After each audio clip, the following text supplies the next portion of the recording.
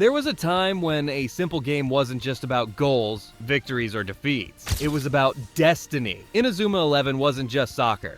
It was battle. It was dream. It was legend. Every pass carried more than technique. It carried stories, rivalries, and promises burning like fire in the players' hearts. It was the era when a single kick could change the course of a match and of an entire world. Heroes rose from school fields and with sheer willpower faced opponents that seemed impossible to defeat.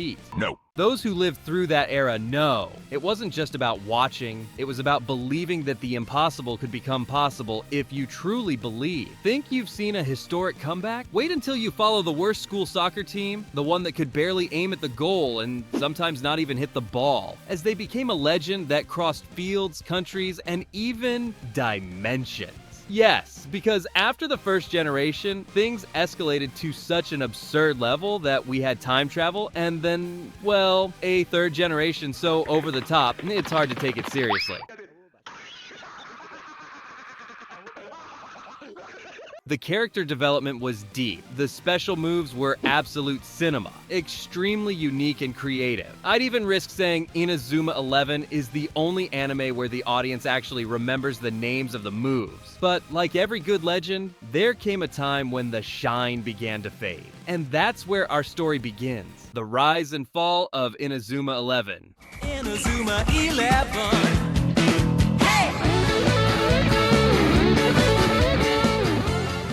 The first generation of Inazuma 11 is simply a masterpiece of Japanese creative madness.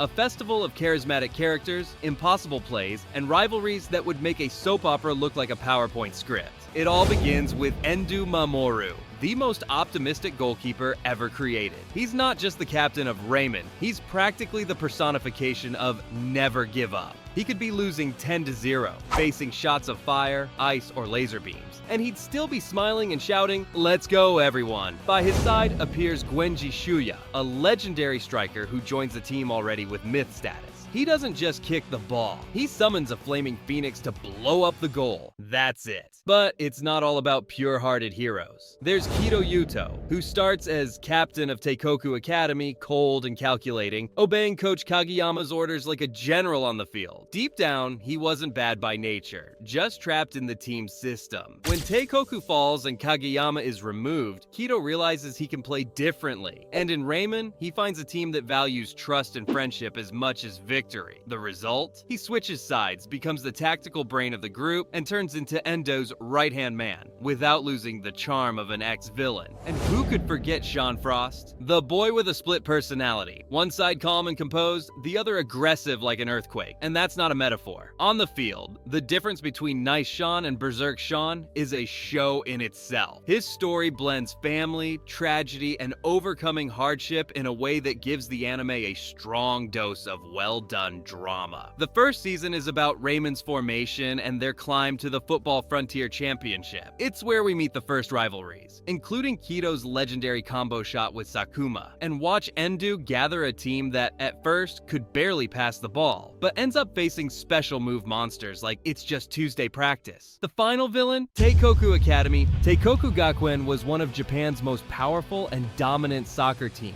known for their discipline, unbeatable techniques, and for winning the Football Frontier for 40 consecutive years. They were led by the genius strategist Yuto Kidou. However, they ended up losing to the protagonist's team, Raymond. Furious about the loss, Kageyama Reiji went to Zeus Junior High to corrupt its players, and that's how the Zeus team was created. Using a serum called ambrosia to enhance the players, the result was a team with absurd techniques, almost unfair strength, and the kind of arrogance that comes from thinking they've already won before the whistle even blows. Led by Aphrodite, a guy who looked more like a shampoo model than a soccer player. They were known for crushing opponents without even breaking a sweat. The entire team was a festival of absurd techniques, nearly unfair physical strength, and an aura of nobody can touch us. They call themselves gods, but they seem more like a group of cosplayers lost at Comic-Con. But jokes aside, the idea is really good. I really like how the dynamic of these villains is introduced. They have a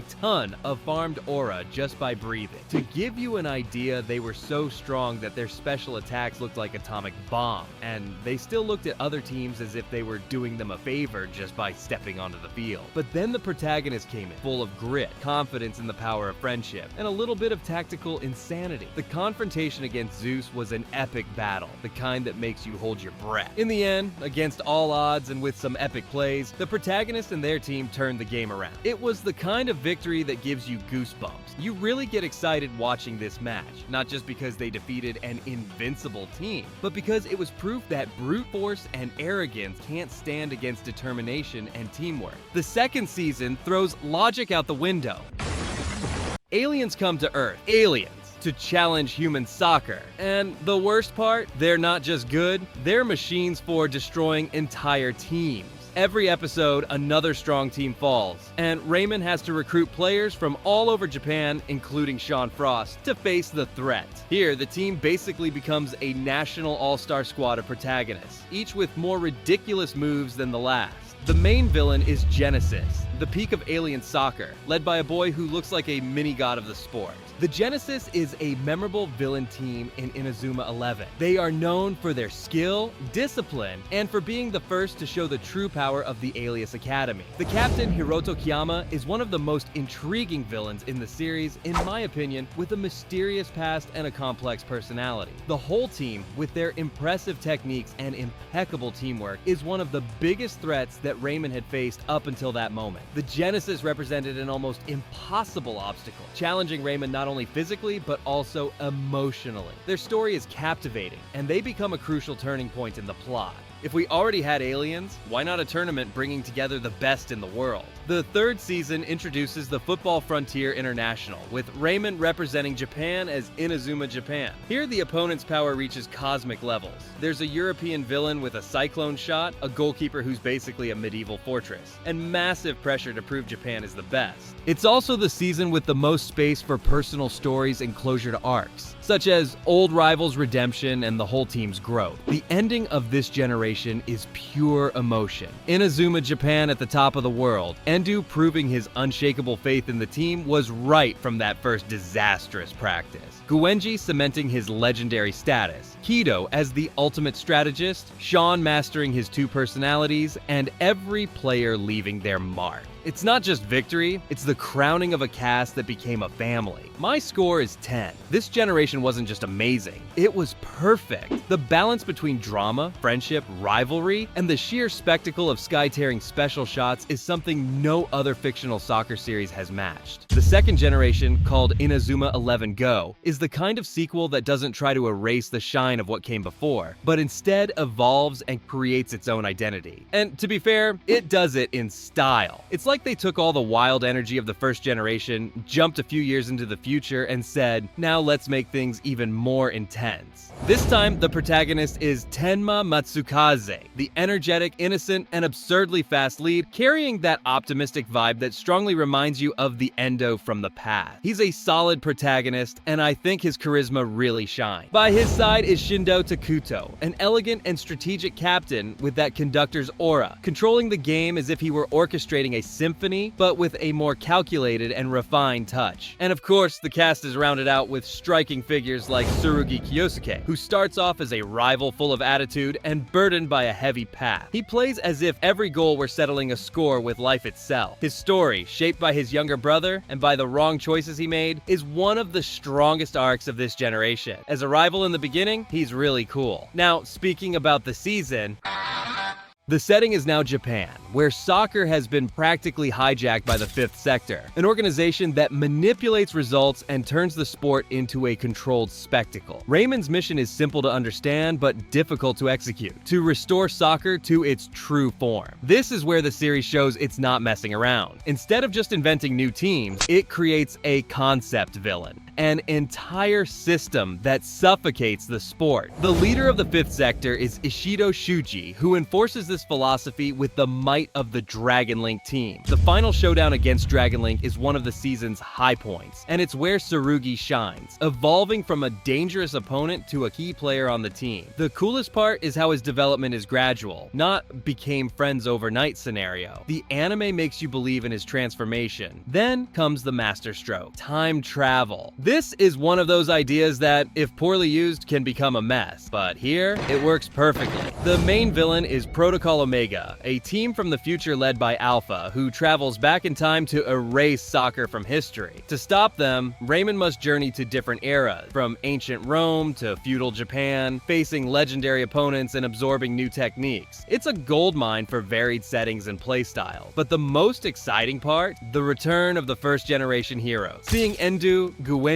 Kidou, Kabayama, and others back to help is pure nostalgia. It's impossible not to get goosebumps seeing the old and new generations side by side, passing the torch and showing that the fighting spirit never die. And the series doesn't use this just for fan service. They genuinely help the plot move forward. This season also introduces Fei Rune, one of the coolest characters in the franchise. Charismatic, skilled, and with an emotional backstory involving secrets from the future, he adds immense emotional weight to the plot. It even gives you the feeling that with more screen time, he could easily be the protagonist of a spin-off. The third season takes soccer to another level entirely, space. Now, Inazuma Japan is formed to represent Earth in an intergalactic tournament, the Grand Celeste Galaxy. The main villain here is Azra, the captain of the Faramdite team, who represents the final threat to Earth and the entire universe. This is the most exaggerated season of all, and that's precisely why it's so delightful to watch. If in the first two seasons you still thought, okay, it's soccer with superpowers, here you fully accept that you're watching a space opera in Clee. The villains are different, but equally memorable. Each planet has its unique style and threat, from techniques that distort gravity to kicks that seem to tear through dimension. It's a festival of visual creativity that, even with some absurd moments, maintains the emotion of the matches. The conclusion of this generation is an explosion of emotion and a beautiful closing of story arc. Jindu solidifies his role as a legendary leader. Tsurugi makes it clear he has overcome his past demons, and Fei Rune's destiny is revealed in a touching way. It's the kind of ending that leaves you with that post-series emptiness, but also a silly smile on your face. Most importantly, soccer returns to what it should always be: free, unpredictable, and capable of uniting anyone, whether in the past, present, or even outer space. My rating is 8. This generation is incredible because it doesn't try to be a copy of the first one. It's daring. It has strong new protagonists, creative villains, more complex plot, and as a bonus, it delivers that golden moment with the return of the old hero. It's awesome. It's emotional, and it's a spectacle from start to finish. Then we jump to the third generation, Inazuma 11 Aries, which starts in a way that leaves you shocked. Our protagonist, Asuto Inamori, lives on a tiny island where everyone knows each other and soccer is basically the most important cultural event in town. But in the very first episode, his mother dies right in front of him. Heavy stuff. The protagonist feels completely lost without her. And if that weren't enough, the island's team is banned from playing soccer. Hope dies and everyone's left adrift. However, they get the opportunity to move to a new school, Raymond High, which is putting together a new team. For those who don't know, this generation is actually an alternate story. In this universe, the first generation's history isn't the same as we know. Here, soccer in Japan was reset by a project that scattered the legendary players of the first generation across different teams, so they could balance the playing field and teach new players how to play with their hearts. This creates a scenario where newcomers like Asuto's Raymond team must face these legendary veterans, learning and growing while taking on these monsters in absurdly difficult matches. It's like every game is against a living legend, and it's incredibly exciting. Seeing the old characters return is great, but watching them play against the protagonist's team is even better. Asuto is that charismatic, optimistic protagonist who believes in everyone, though I can't help but find his hair ridiculous. It's like he went to a barber who was in a bad mood and decided to troll him, ending up with a cut you'd get if you let your clueless cousin do the job. But aside from that, he's a good lead. Now for the characters who really carry the season. Ryuhei Haizaki, the devil of the field. Aggressive, smart, and with a heavy past. His rivalry with Asuto is pure fuel for the plot. Yuma Nosaka, genius captain of Ute Tsukinomiya, starts off as a calculating villain, but has understandable motivations and incredible control over the game. Hiroto Kira, this time with no aliens involved, is all talent and daddy issues. And of course, the Fubuki brothers Shiru and Atsuya, playing together and balancing strategic coolness with impulsive fire. Nishikage Seiya is pure presence. The guy steps onto the field looking like he walked straight out of an expensive perfume commercial. Insane drip, superstar aura, and crazy skills to back it up. Overall, Aries is fun, more grounded, and worth it for the nostalgia of seeing the new generation take on the old. Then comes Orion no Kokuin.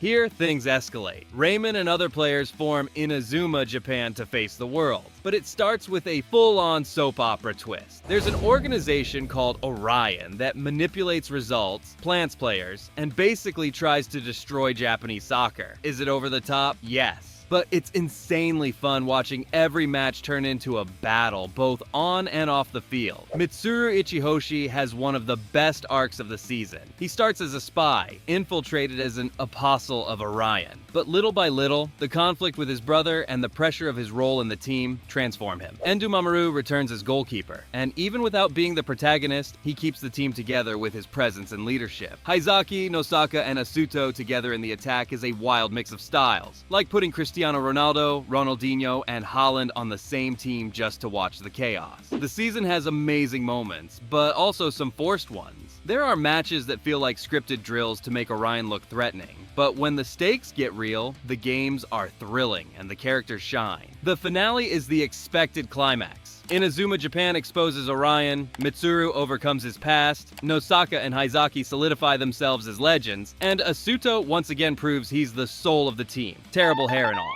My score is 7. Aries is simpler and focuses on introducing the new cast. Orion is more dramatic and full of conspiracy. It doesn't have the absolute magic of the first generation, but I had a great time watching it. The drama is heartfelt, the characters are memorable, and it has that just one more episode pull. And in the end, that's what really matters. And that's it, folks. Once again, Inazuma 11 proves that even with changes, it can still deliver excitement, memorable characters, and moments that stick in your mind. If this video gets a lot of views, here's the deal. I'll make a full rise and fall for each Inazuma 11 series separately, breaking down every generation with all the care and the jokes you know and love. So make sure to subscribe and turn on notifications so you don't miss anything. And hey, give the other videos on the channel a shot too. There's a lot of cool stuff you might not have seen yet, and it might just surprise you. Thanks a lot for watching until the end, and I'll see you in the next one.